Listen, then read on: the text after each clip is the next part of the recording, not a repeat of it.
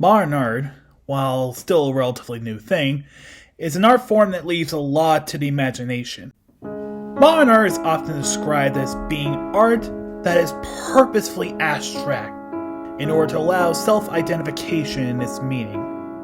In short, modern art is the everyman's Rorschach test. However, even then, many can argue that modern art still has some semblance of recognition with the works present. But what happens when you have an artist whose sole goal is to make art so abstract, so little detail, and so little context that the art is trying to figure out if there is art, let alone a meaning behind it? That would be the best way that I can describe the artwork made by Yoko Ono. Once you make a piece that you're satisfied with, you want it to stay eternally and never change. Nobody should change it. And I was like that, and I thought, why do we do that when we know that it's going to change anyway? So I thought, well, it'd be good to include change in the work of art.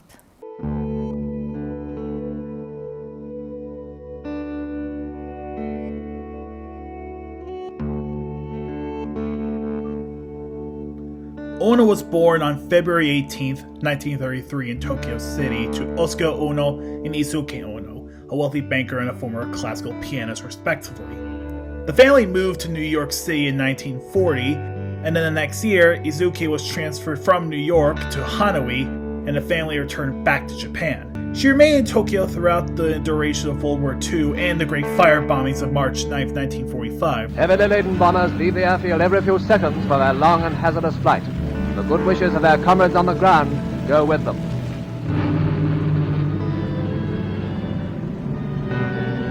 During which she was sheltered with other family members in a special bunker in Tokyo's Atsuo district, away from the heavy bombing.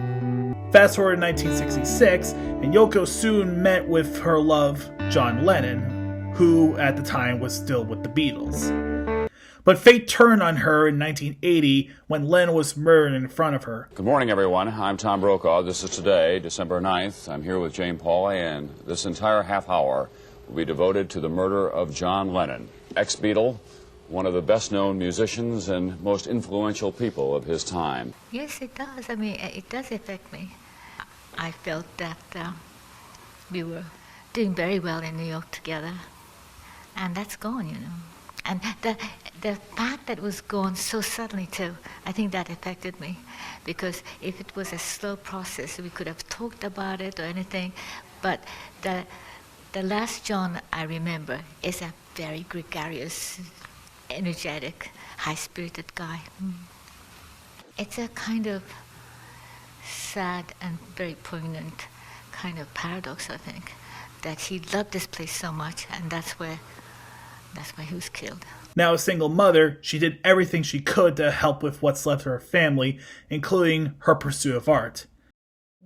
And that sort of like a relationship is very interesting. Life is too complex, so it's almost confusing, and I'm trying to clear it. Simplicity and complexity is not the way I would explain it. It's just human life, as opposed to the sky.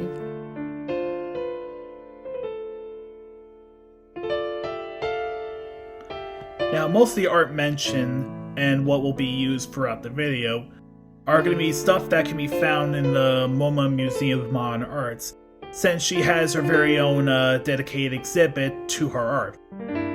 Most of this is anecdotal and mainly comes from my viewpoints and stories of my time being there. But it's still a testament to the woman's work.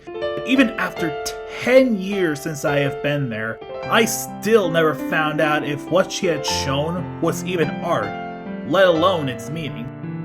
One such exhibit as you arrive at the entrance to her exhibit is a green apple. Keep in mind, it wasn't painted or some sort of weird-looking apple. It was just nothing more than a plain, old Granny Smith apple sitting on top of a pedestal with the label Apple. your guess is as good as mine exactly what that means. Another piece I remember was an audience participation related piece where there was a heavy blanket put in the corner and people were encouraged to get under it and make poses. This one, out of all of her work, was probably the most comprehensive art piece she had, mainly in the sense that there was a better chance of gathering meaning behind it.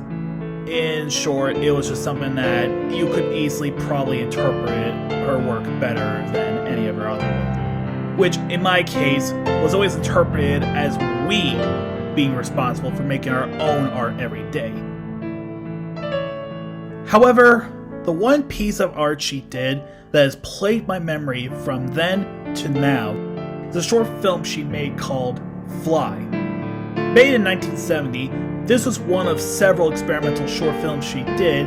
The reason it stood out to me in my memory, ignoring the naked woman covered in flies, which, let's be fair, that would be the first thing that would get into your mind, was the fact that me, my bro, and a cousin that came with us stood there for the entire duration of the film trying to figure out what it was about. But once it was over, all we collectively said was, "That's it? There was nothing else, nothing to go off of, just some naked woman laying on top of a New York City skyscraper with flies covering all over her?" All of this and more leads me to wonder if this was intentional. To leave art so vague, so incomprehensible, and so undefinable that it would leave scholars and audience members who ever came to her exhibit or seen any of her short films to remember the art to this very day.